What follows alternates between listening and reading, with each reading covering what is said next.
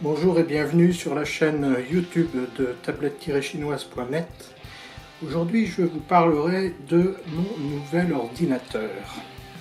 Cet ordinateur est un ordinateur fanless, donc évidemment, c'est une sorte de petit radiateur dans lequel on va trouver une carte mère et tout l'ensemble pour faire fonctionner le processeur. Il y a une aération pour un disque dur que nous allons modifier, on va changer le disque à l'instant. Et donc voilà le tour de la machine. J'ai laissé la petite machin là pour le clavier. Au niveau de la connectique, c'est parfaitement complet. On a 4 USB 2, 2 entrées pour le raccorder à l'internet, 2 entrées ou 2 sorties HDMI, la prise secteur. Alors, sur les côtés, il n'y a rien. Dessous, mais on vient de voir qu'on apercevait un disque, un SSD. Sur la face avant, on a à nouveau donc 4 USB, mais cette fois-ci ce sont des USB 3. On a une SD card qui est extrêmement pratique, notamment avec l'appareil Panasonic qui lit directement ma carte SD sortie du Panasonic, donc pour la photo c'est très pratique. Une sortie optique, alors c'est à cause d'elle que j'ai fait le choix de ce boîtier, parce que les plus récents ne possédaient pas de sortie optique comme celle-ci. Et puis il y a les sorties classiques, ou les entrées et sorties classiques du casque et du micro. Voilà pour l'extérieur. Derrière, j'ai placé évidemment la boîte dans laquelle j'ai reçu l'appareil. Mini computer. Alors, je profite de la présentation de ce PC fanless pour présenter également un disque SSD de la marque Qingdian ou Qingdian, chinois évidemment, et je l'ai pris de 240 Go parce qu'actuellement mon SSD ne fait que 60 Go, donc je vais le remplacer et nous verrons dans les tests qui suivront ce que vaut réellement cet appareil, ou du moins ce disque là. Donc si vis retiré plus loin, on peut ôter le capot arrière.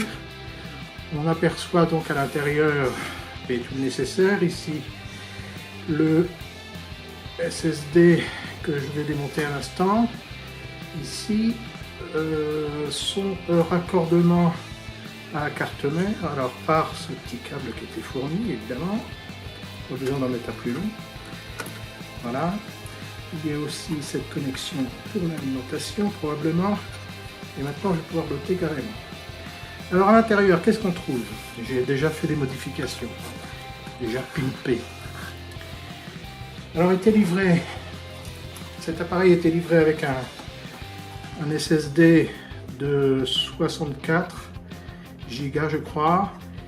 Je l'ai remplacé par 2 autres NetHack 220, ce qui me fait un petit peu plus d'espace. On a également ici la mémoire vive. On a donc ici 2 barrettes de mémoire vive. J'avais volontairement choisi d'avoir d'emblée 16 gigaoctets de mémoire vive, donc 2 barrettes de 8 Go. Alors c'était livré donc avec un disque dur de marque Kingston, et ces 2 barrettes de mémoire sont aussi de marque Kingston. Alors oui, c'est pas chinois, mais c'est d'une marque connue et réputée.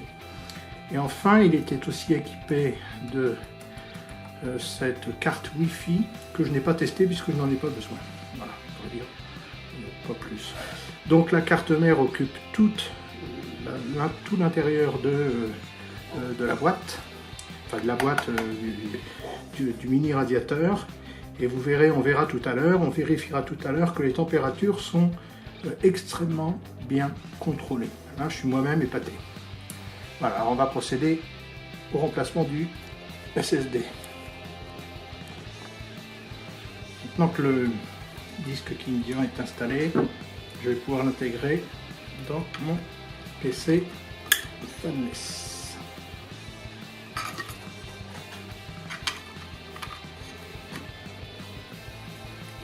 Ah oui, je n'ai sans doute pas encore cité la marque, c'est Istou. C'est un PC Istou de très bonne qualité. Et d'ailleurs, ce sera intéressant de regarder les mesures qu'on prendra tout à l'heure une fois en position de fonctionnement. Voilà, monsieur est raccordé. Il n'y a plus qu'à ressouder le tout, enfin refixer les vis, et nous aurons à nouveau un PC fonctionnel. Bon, en sachant que mon OS Windows 10 est installé sur un de ces petits, sur celui-là précisément, sur un de ces petits disques mSATA. Voilà. Voilà, nous sommes prêts à passer à l'installation et au branchement au moniteur. Nous nous retrouvons maintenant face au moniteur. Le gestionnaire de disque m'indique que je dois installer un disque. C'est celui que je viens d'accorder, qui est ici. Non alloué. Donc nous revenons ça suivant. Oui, non. C'est là que je voulais écrire. Kindian.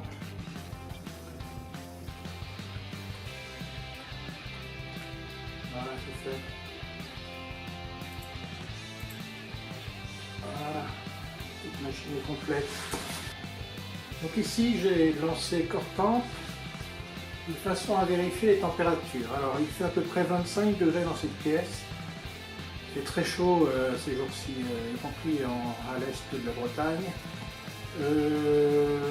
Pour le moment, voilà les températures maximum, et on va y être particulièrement attentif en lançant un benchmark que je ne connais pas bien, GFX Benchmark. Alors voilà, c'est parti.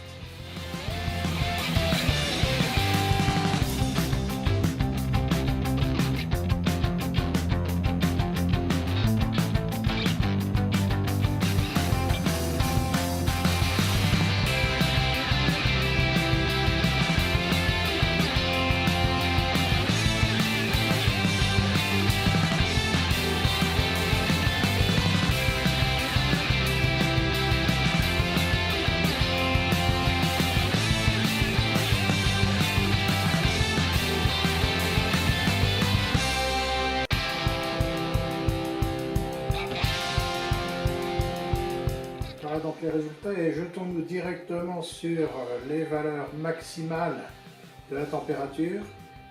C'est assez impressionnant, hein. 58 degrés seulement et 55. Donc pour le cœur 0, le premier cœur, il n'y a que 2 cœurs sur ce processeur. Et puis 55 pour le deuxième cœur. C'est quand même relativement contrôlé. Donc fanless, donc sans ventilateur, ça veut dire aussi sans bruit, mais alors d'une redoutable efficacité. Le problème, c'est que je ne sais pas lire, je n'ai pas d'éléments de comparaison pour les résultats de cette machine. Bon, je l'ai déjà testé il y a une dizaine de jours, mais voilà, je ne sais pas quoi faire de ces résultats. A priori, c'était assez fluide. Tiens, il y en a un qui a échoué, Under Quality High Precision. Network Error, ah oui, bah, c'est possible. Voilà. Alors cette fois, nous allons lancer un petit test de rapidité d'échange de données. Alors, on va aller choisir tout de suite notre nouveau disque, Kindian, et c'est parti. Donc voilà les résultats de ce Crystal Mark pour processeur 64 bits, ce qui est le cas puisqu'on est sous Windows 10 64. C'est plutôt extrêmement performant. Alors je l'avais vu tel quel sur internet auparavant, sur un site espagnol, et là c'est véritablement confirmé. Je probablement le disque sur lequel j'installerai à moyen terme le système d'exploitation. À titre de comparaison, je vais relancer un test pour ces deux points, c'est-à-dire l'un des deux SSD NetAC, enfin mSATA NetAC. C'est parti, on se retrouve pour les résultats. Voici les résultats pour ce mSATA NetAC de 120 Go, enfin 120, 111 ici donc. Et alors comparé à l'autre, bon, ça reste quand même extrêmement bon. Hein.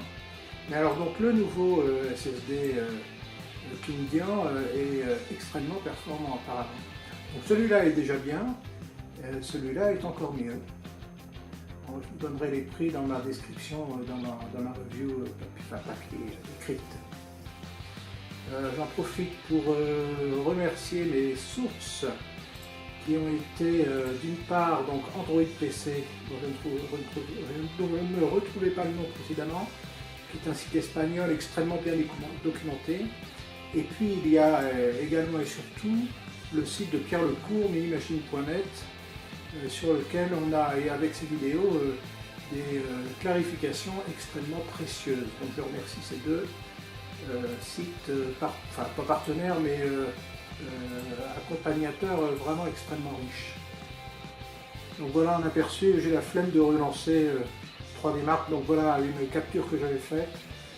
Donc on a bien ce processeur 4510U, un processeur spécifique à faible consommation et surtout à faible émission de chaleur, donc pas besoin de ventilateur pour le refroidir. Voilà une idée des scores que peut faire Icestorm et puis Clubgate dans deux. Alors il me semblait que j'en avais davantage, mais là j'ai retrouvé que cette image-là, j'ai débalancé l'autre. Voilà. Je ne varierai pas les plans, hein, je ne bouge pas la caméra. Donc je laisse en ouvert le Cortan.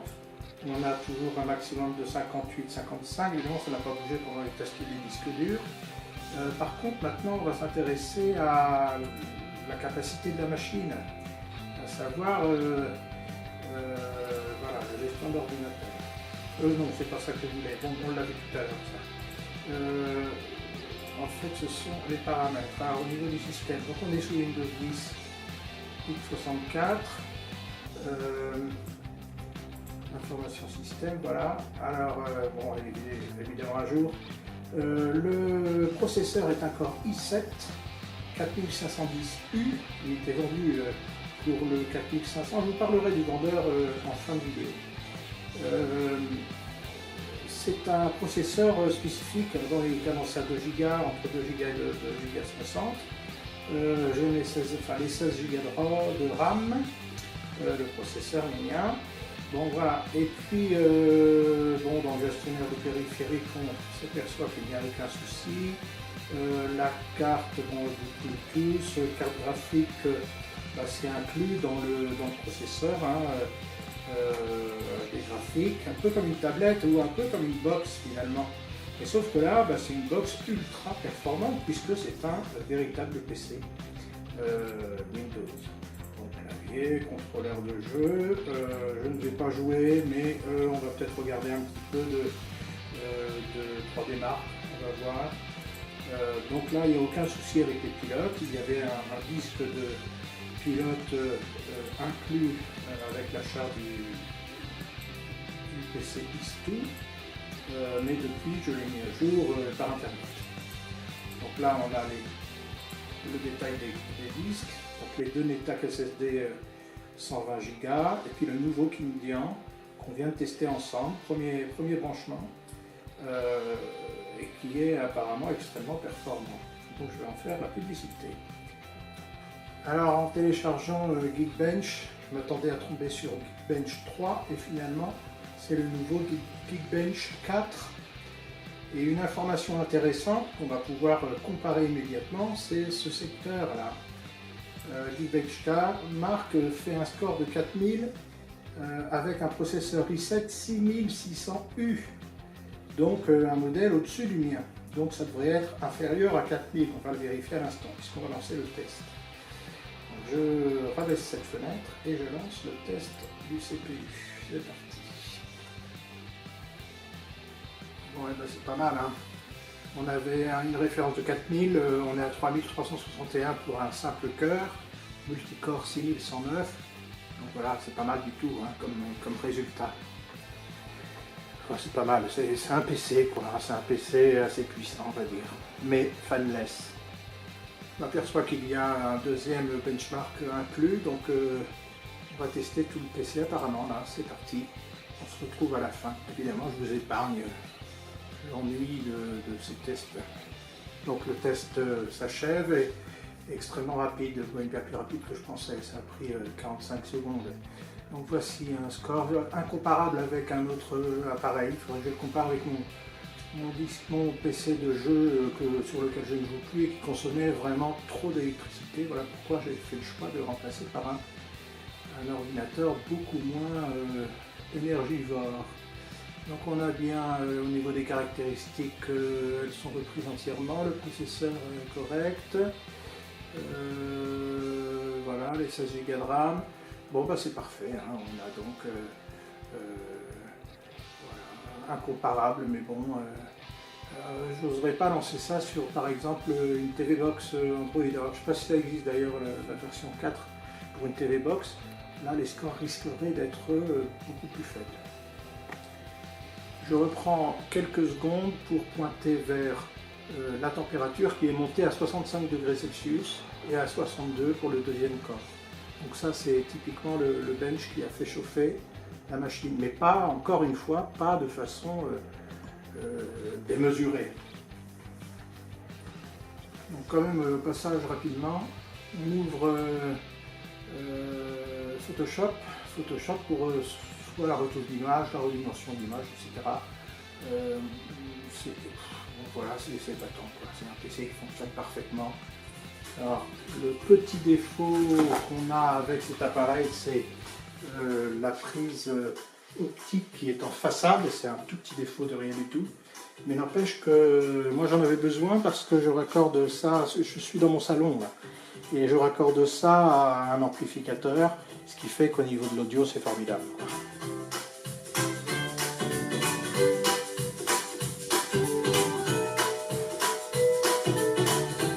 Et de la vidéo bien sûr.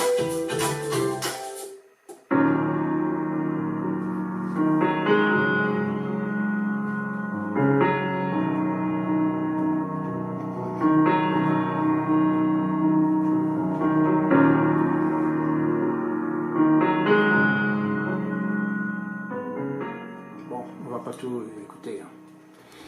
Voilà pour cette présentation de ce génial petit PC fanless sans ventilateur, donc ultra silencieux, il ne fait pas un bruit, de marque Istu, marque chinoise bien sûr, Istu, et de très très bonne facture.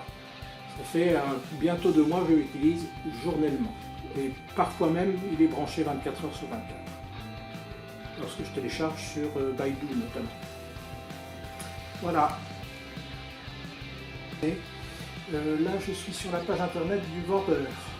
Alors j'ai acheté sur AliExpress et j'ai la chance d'être tombé chez des commerçants absolument phénoménalement honnêtes et extrêmement réactifs. Ici donc on fait son choix de disque dur, enfin de la taille du disque. Non, je ne veux pas l'image, je veux pas l'image. Et puis ici la quantité de RAM qu'on choisit, et donc ça fait varier le prix entre 231 et 431 euros. Le mien m'est revenu à 400 euros avec les taxes DHL, puisque l'envoi se fait exclusivement par DHL. Mais une semaine d'attente et hop, on a l'appareil. Alors cet appareil, donc l'actuel je suppose, c'est celui-là. Et alors je vais simplement pour remercier les vendeurs pointer vers leur boutique, parce que franchement ça c'est une boutique sur AliExpress dans laquelle vous pouvez avoir confiance. Ça j'insiste, ils ont été aux petits soins pendant la commande. J'ai commandé en fin d'après-midi, la réponse a été immédiate à ma question, je dis bien en fin d'après-midi en France. Et donc, ça veut dire que l'un d'entre eux, probablement, n'a pas dormi cette nuit-là pour pouvoir répondre à d'éventuels acheteurs européens ou américains. Et ça, c'est extrêmement appréciable. On a échangé 4 messages, 2 de ma part, 2 de sa part, ce soir-là. Et le lendemain, une dernière question m'est venue, je la lui ai posée et hop, j'ai passé commande. Et puis une semaine après, ben, j'avais mon appareil. Donc voilà, cette boutique est à noter dans vos tablettes parce que franchement, j'inscrirai le nom dans la review sur le site tablette chinoise. Ça s'appelle PCistu.net. Voilà. Mini-PCistu.net, non, c'est le nom du... Moi, je me demande quand même si c'est pas le store qui s'appelle comme ça. Oui, c'est ça. Alors, c'est pas le site Istu officiel, mais franchement, c'est un site à retenir.